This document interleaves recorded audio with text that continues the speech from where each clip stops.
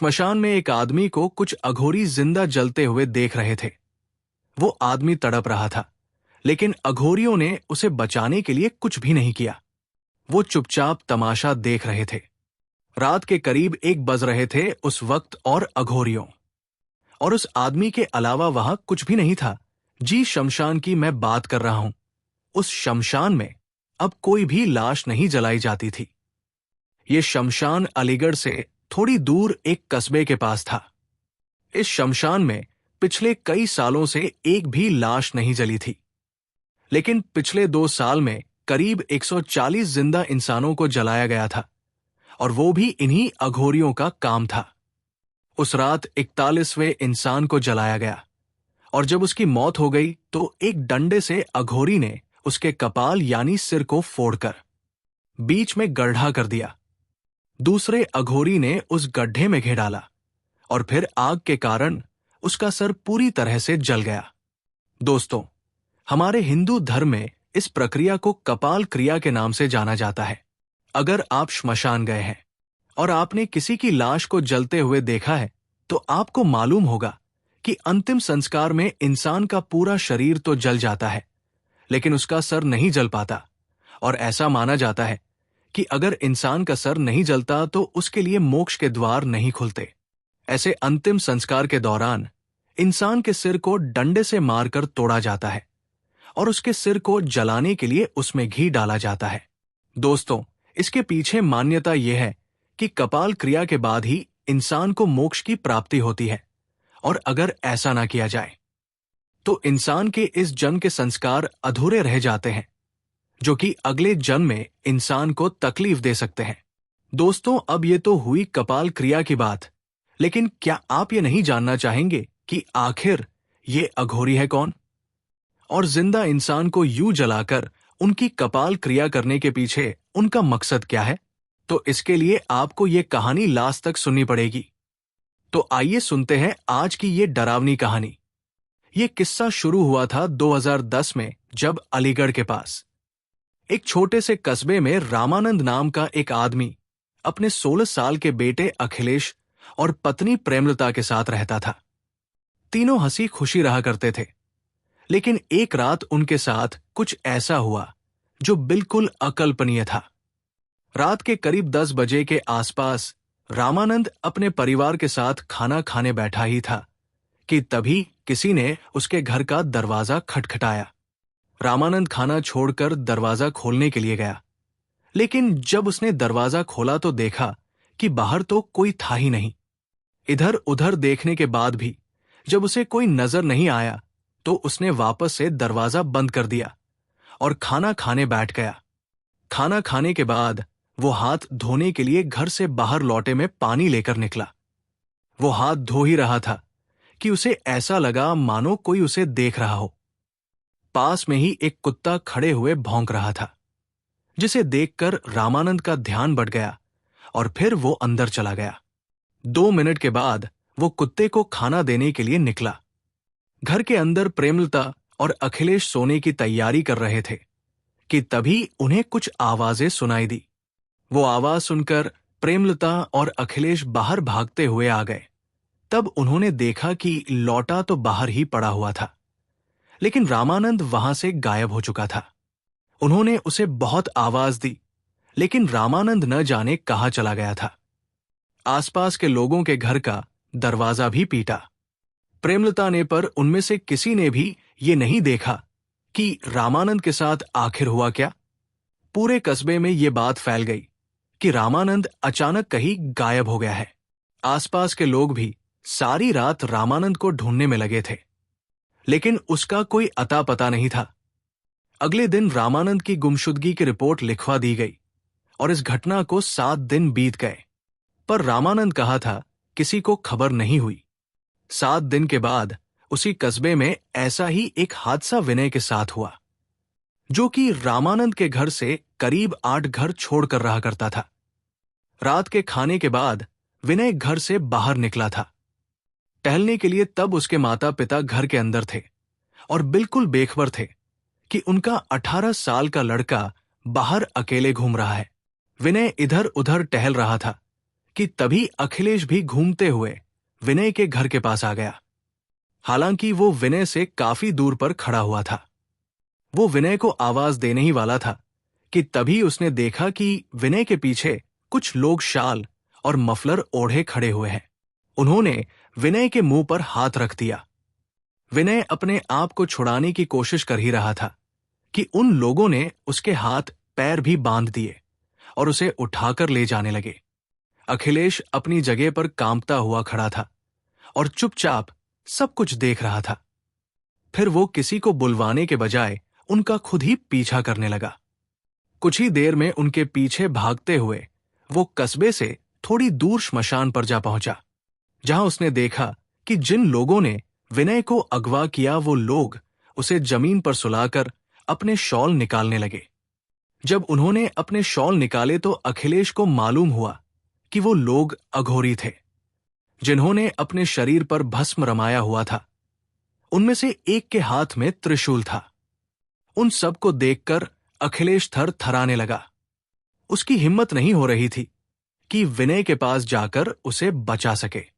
उसने अपना मोबाइल निकाला और उनका वीडियो बनाने लगा, जिसके हाथ में त्रिशूल था। उसे बाकी या घोरी पतालिया, घोरी कहकर बुला रहे थे उस पतालिया, घोरी ने विनय का मुंह खोला और विनय ने कहा, को कौन हो तुम लोग, मुझे यहां क्यों लाए हो, क्या चाहिए तुम लोगों को? तो पतालिया घोरी ने कहा, डरो मत, तुमसे कुछ नहीं चाहिए हमें, हम तो बल्कि तुम्हें मुक्ति दिलाएंगे, इस दुनिया से, इस जंग की पीड़ा से मोक्ष दिलाएंगे। तुम्हें विनय को उनकी कोई भी बात समझ नहीं आई। पताली या घोरी ने किसी को इशारा किया और एक अघोरी एक थाल में सिंदूर और हल्दी लेकर आया। पताली या घोरी ने उस सिंदूर और हल्दी को विनय के चेहरे पर लगा दिया। अखिलेश सब कुछ रिकॉर्ड कर रहा था। विनय मदद के लिए पुकार रहा था, पर अखिलेश डर के मारे पास नहीं गया। इसके बाद सभी अघोरी जयकारे लगाने लगे। सब लोगों ने विनय को घेर लिया। विनय भागने की कोशिश कर रहा था, लेकिन पतालिया अघोरी ने उसके पैरों में त्रिशूल घुसा दिया। उसकी दर्द भरी चीख से अखिलेश की भी चीख निकल गई और सारे अघोरियों की नजर अखिलेश पर गई। अखिलेश पसीने से भीगा हुआ कांप रहा था। जैसे ही अघोरियों की नजर उस पर गई, वो वहां से भागने लगा। कुछ अघोरी उसकी तरफ उसको पकड़ने के लिए भागे। क्नोइस, जबकि पताली अघोरी कुछ अघोरियों के साथ वही विनय के साथ आगे की क्रिया कर रहा था। उसने विनय के ऊपर चंदन के कुछ लकड़ियां रख दी और जोर जोर से मंत्र पढ़ने लगा। विनय पैर के दर्द के कारण बिल्कुल भी हिल नहीं पा रहा था।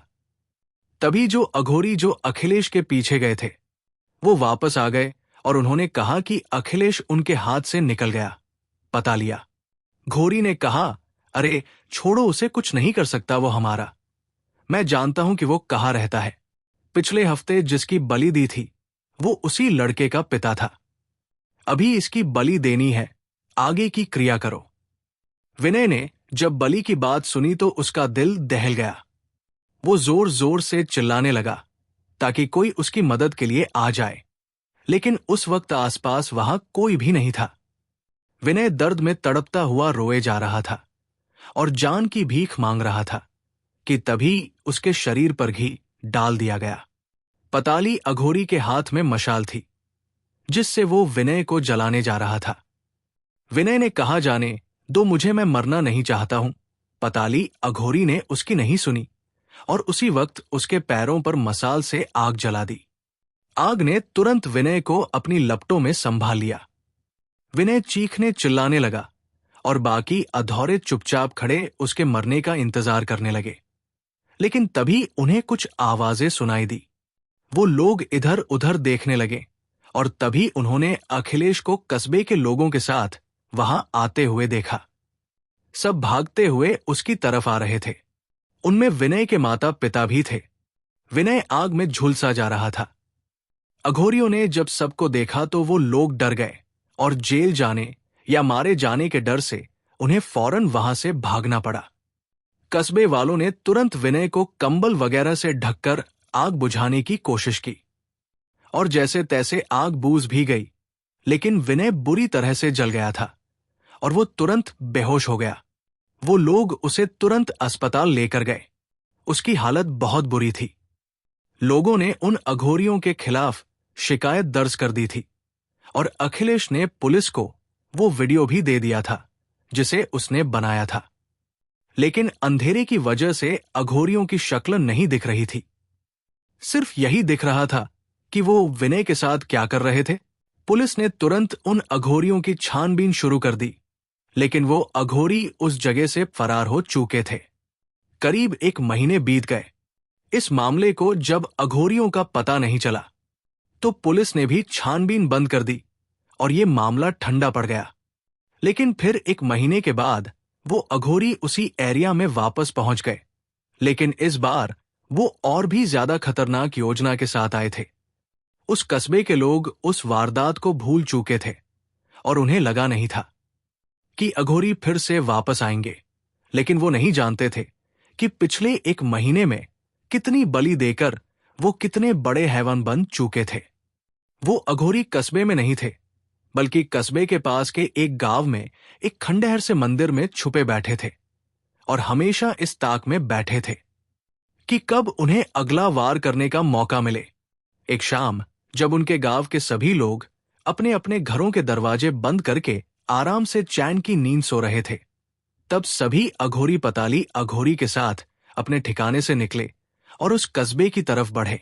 वो लोग उस कस्बे को इसलिए अपना शिकार बनाना चाहते थे क्योंकि उस कस्बे में 18 से 35 साल के लोगों की तादाद काफी ज्यादा थी, जबकि गांव में अधिकतर बूढ़े लोग थे।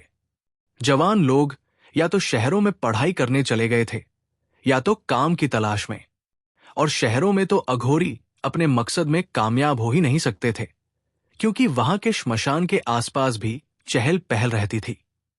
कस्बे के पास जो श्मशान था वो सुनसान तो था ही, साथ ही वहां अब कोई लाश भी नहीं जलाई जाती थी।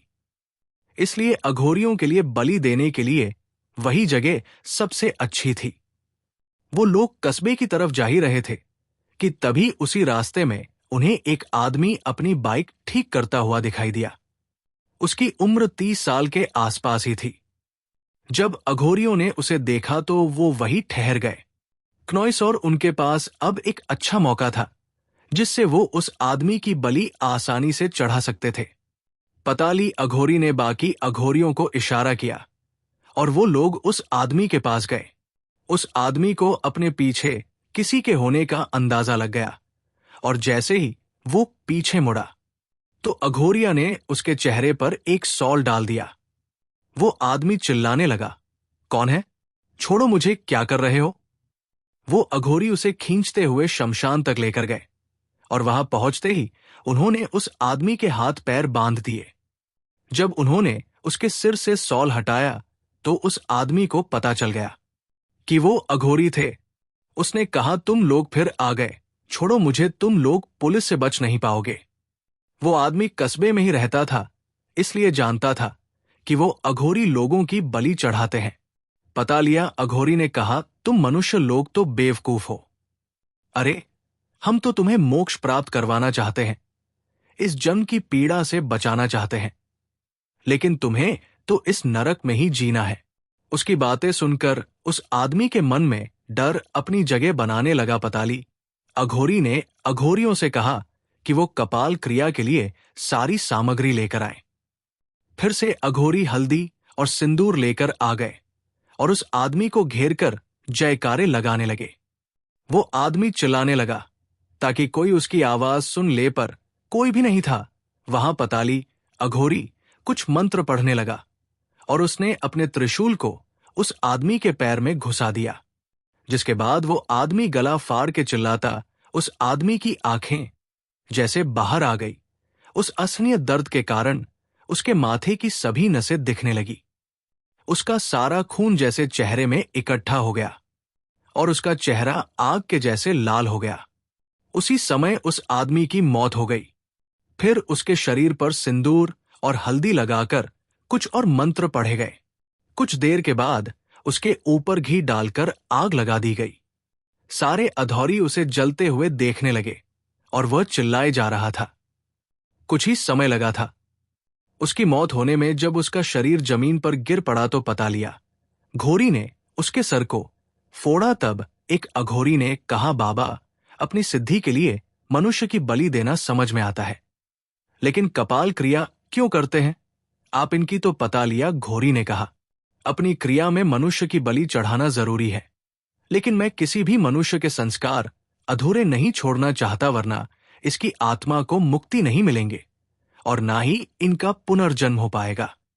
किसी भी इंसान के पुनर्जन्म को रोकने का अधिकार नहीं है हमें, इसलिए बलि चढ़ाने के बाद कपाल क्रिया करके मैं इन्हें मोक्ष के द्वार में भेजता हूं। ये कहकर पाताली अघोरी ने उस आदमी के सिर में घी डाला और उसका सिर भी जला दिया। सारी क्रिया के बाद पाताली अघोरी वापस से मंदिर में पहुंच गए। वो मंदिर भी पूरा खंडहर सा हो चुका था। वहां भगवान की कोई मूर्ति नहीं थी, सिर्फ खाली पड़ी थी। वो जगह कई साल पहले इस मंदिर में गांव के कुलदेवता को पूजा जाता था, लेकिन जब उस मंदिर के पुजारी की मृत्यु हो गई तो उसके बाद से उस मंदिर में किसी वजह से पूजा होनी बंद हो गई। उस मंदिर के कुल देवता की मूर्ति को वहां से हटाकर कहीं और स्थापित कर दिया गया और तब से वो मंदिर खाली पड़ा था। अब उस मंदिर में अघोरी डेरा डाल चुके थे। रात के समय में अपनी अघोरी सिद्धि की जो भी क्रियाएं वो करते थे, उन्हें पूरा करने के बाद वो लोग इसी मंदिर में आकर रात भर साधना में लीन होते थे। इसी तरह हर 5 से 6 दिनों में वो लोग 18 से 35 साल तक की उम्र वाले इंसानों को ढूंढकर उनकी बलि चढ़ाने लगे।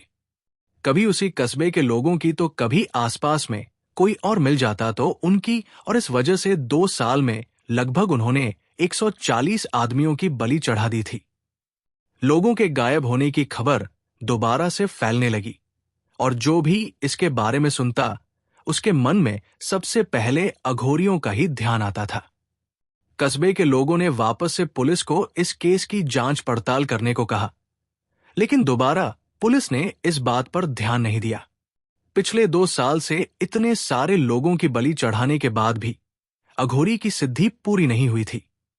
उन्हें कुल 500 लोगों की बलि चढ़ानी थी और वो अपने लक्ष्य से अभी बहुत दूर थे।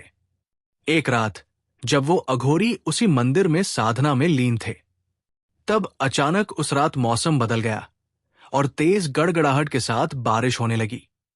उस मौसम में भी अंधेरे खंडहर में अघोरी अपनी साधना कर रहे थे। तभी किसी ने मंदिर के बंद कपाट को खटखटाया। पाताली अघोरी ने अपनी आंखें खोली। सभी अघोरी शांति से बैठे हुए थे, बिना कोई आवाज किए। तभी बाहर किसी ने कहा, अरे यार, ये मंदिर तो अंदर से बंद है, इतनी बारिश में हम कहाँ जाएंगे?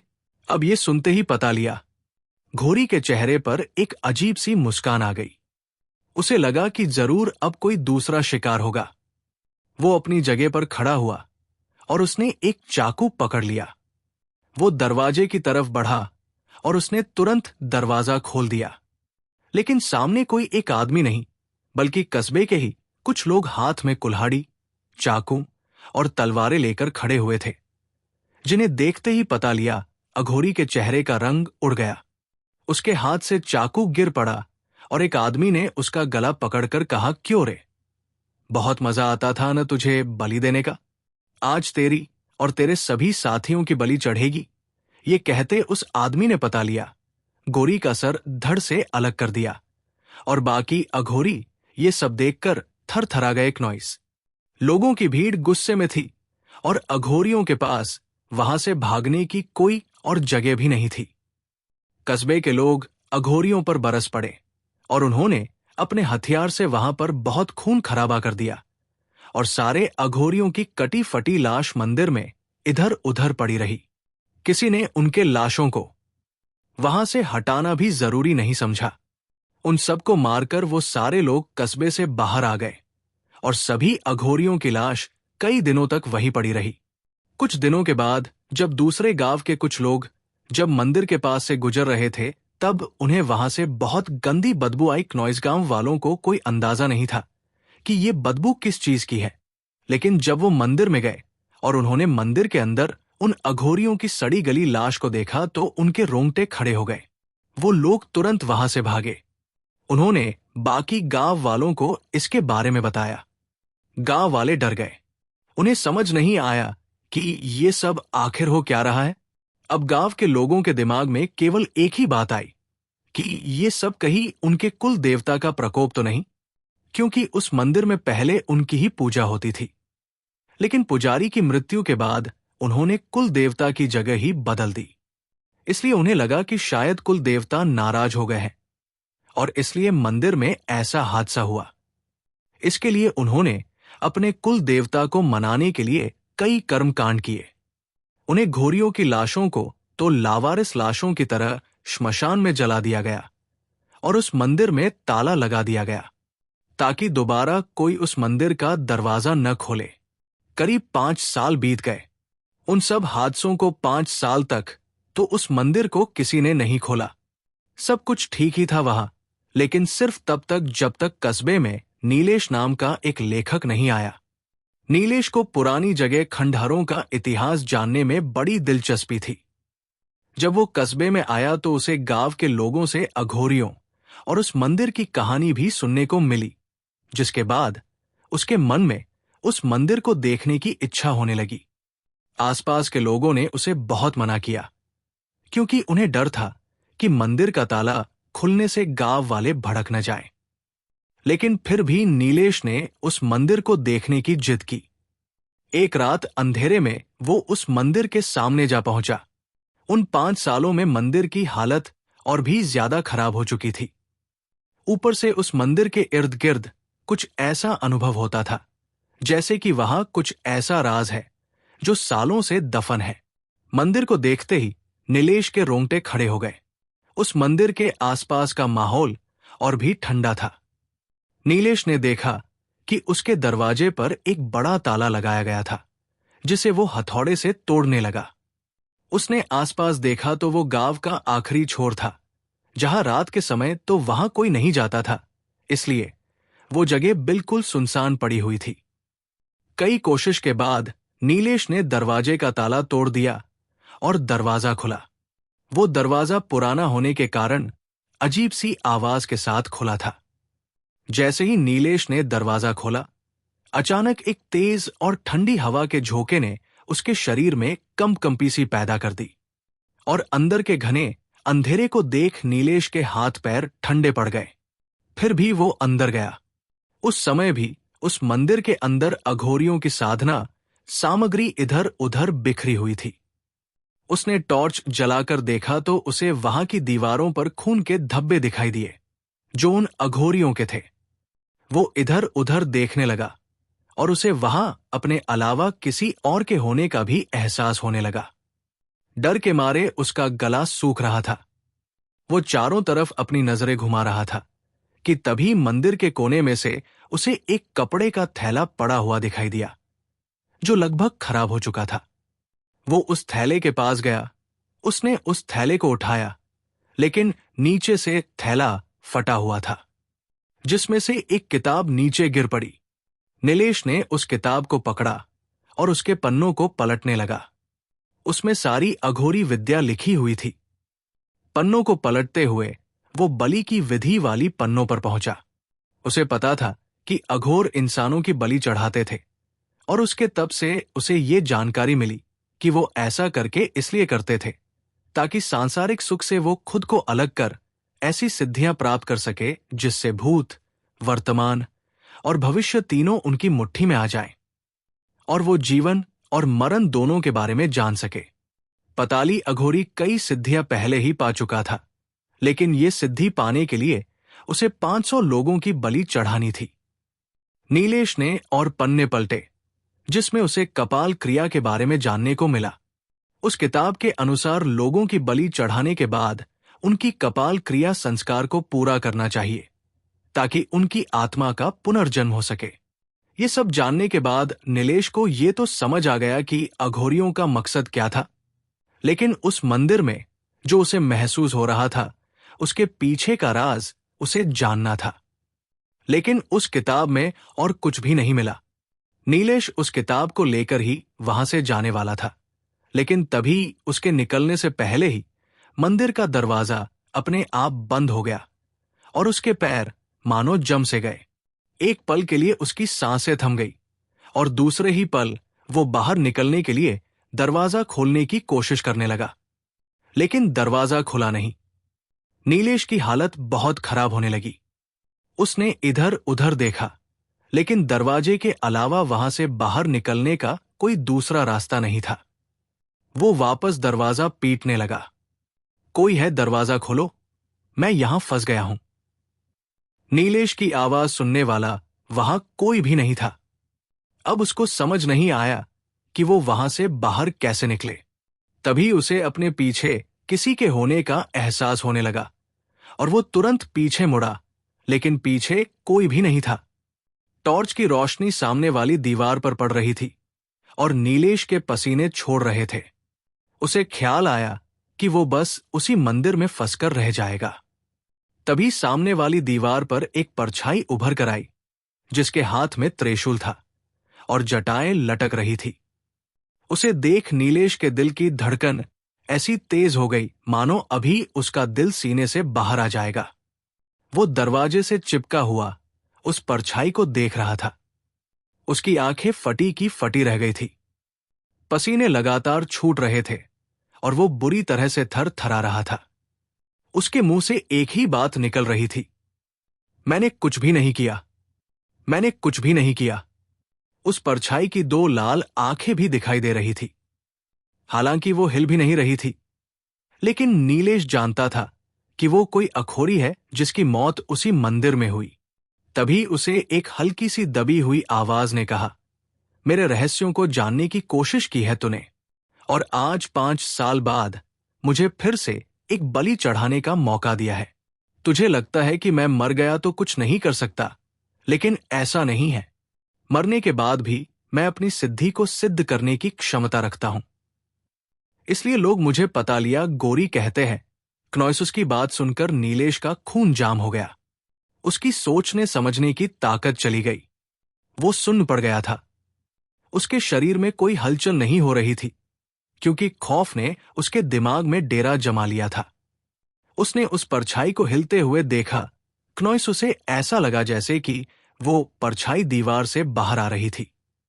नीलेश कुछ करने की हालत में नहीं था, लेकिन अचानक उसे बाहर से कुछ आवाजें सुनाई दी। कुछ लोग उसी मंदिर के बाहर खड़े थे। उनमें से एक आदमी ने मंदिर का दरवाजा पीटना शुरू कर दिया और नीलेश ने भी तुरंत अपने आप को संभाले हुए मदद के लिए चिल्लाने लगा। जब लोगों ने उसकी चीख सुनी तो उन लोगों ने मिलकर उस मंदिर के दरवाजे को तोड़ा, जिसके बाद नीलेश वहां से बाहर निकल गया। नीलेश गांव वालों को वहां देखकर चौंक गया तो एक आदमी ने बताया कि उस समय वो इत्तेफाक से यहां से गुजर रहा था और तब उसने मंदिर का टूटा हुआ ताला देखा, जिसके बाद वो गांव वालों को बुलवाने के लिए भागा। गांव वाले नहीं चाहते थे कि उनके कुल देवता फिर से नाराज हो जाए, और ये सोचकर वो लोग फौरन मंदिर में आ गए। जब उन लोगों ने दरवाजा पीटना शुरू किया, तब अघोरी की छाया न जाने कहां से गायब हो गई और शायद उस दिन नीलेश की किस्मत अच्छी थी, इसलिए वो सही सलामत मंदिर से बाहर आ गया। बाहर आने के बाद गांव वालों की बातें सुनकर उसे समझ आ गया कि गांव वाले सच्चाई जानते ही नहीं। इसलिए नीलेश ने उन्हें सारी बात शुरू से समझाई, और जब गांव वालों को पता चला कि मंदिर में अब अखोरियों का साया है, तो वो और भी ज्यादा डर के मारे थर थराने लगे। ये बात कस्बे के लोगों को भी पता चली।